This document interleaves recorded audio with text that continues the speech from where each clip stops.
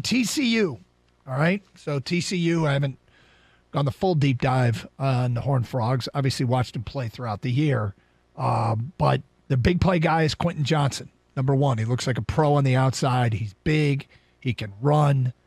He is their most dangerous receiver. And Max Duggan is going to challenge Michigan. I mean, the closest Michigan has seen to him is Talia Tagovailoa. And talking to the guys on defense, they said, yep, that's the closest that they have seen to him. But Duggan is a better passer, more elusive runner, and he could be a problem. An amazing stat is this TCU offensive line. All five guys have started every game this year. Nobody's missed a game for injury. All five guys, 13 games, same left tackle, left guard, center, right guard, right tackle. That is very rare. A decent group, too. And they can run it a little bit. But Duggan's the guy. I mean, they're going to have to try and stay in their lanes. I remember against Tagovailoa, after the game, hearing fans complain, and we took some calls and ticket texts that Michigan had no pass rush. And in that game, they really didn't. But that's what happens sometimes when you're trying to contain a running quarterback.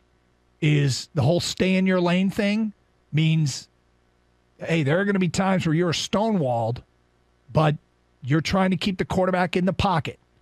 So getting to the quarterback is always important, but if it's a running quarterback, you hear stay in your lane, that can slow down a pass rush. Because if you're stonewalled, but you don't want to leave the gap you and the guy that's blocking you are occupying, try and keep that quarterback from taking off and running.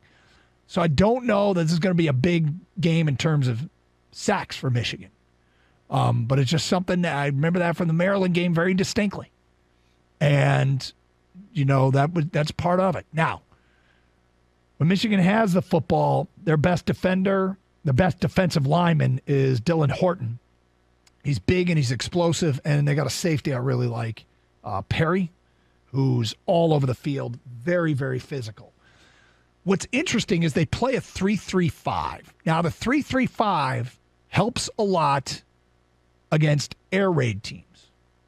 That's, and that's what they see a lot of in the Big 12.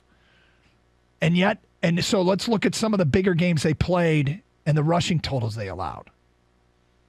Oklahoma, 49 carries, 179 yards. That's not a great yards per carry. They had 3 touchdowns. Kansas, 38 carries, 189 yards. West Virginia, 40 carries, 155 yards. The one that's a Baylor, 46 carries, 232. Kansas State, 44 carries, 205. The one that stands out is they shut down Texas. The best running back in the Big 12 is Bijan Robinson in Texas. And these were the rushing totals for Texas. 22 carries, 28 yards. So how did they do it on that day? Well, they crowded the line of scrimmage, and they dared Quinn Ewers to beat them. Michigan's strength, obviously, is old-school rushing attack. We all know that. We all see it. No, they're not tricking people. But I get the sense that if TCU is looking to slow down the Michigan running attack, it will be what they did against Texas.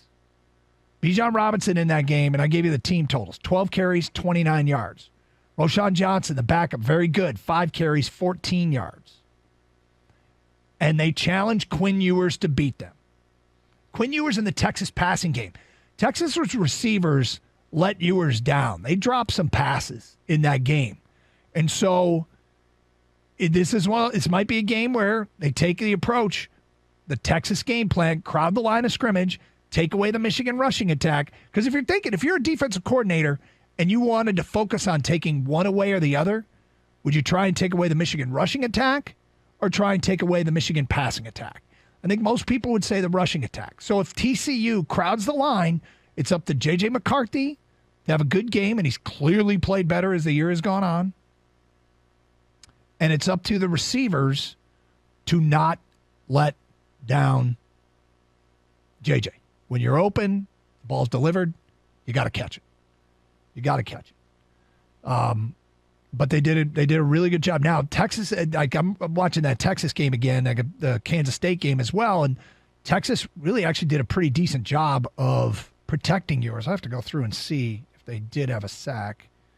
TCU had 2 sacks in that game, and yours had 46 dropbacks. That's a pretty good job of protecting a quarterback. So just something to look for. It might be the kind of day where, it's a JJ game. Might be more of a JJ game than a run game. And the other thing to think about is that Donovan Edwards, with a month off, whatever ailed him, his hand ailment, is probably going to be healed. And so there is a chance that he could be used out of the backfield as a pass catcher. All season long, all we heard is that he could be somebody's leading receiver. He's that good. And when he was counted on, when Blake Corum was out, that whole time, he had a cast on his hand. And he did catch one pass against Ohio State with his hand wrapped up. But I think that was it. So, anyway, just give you a little deep dive into the matchup. Michigan and TCU.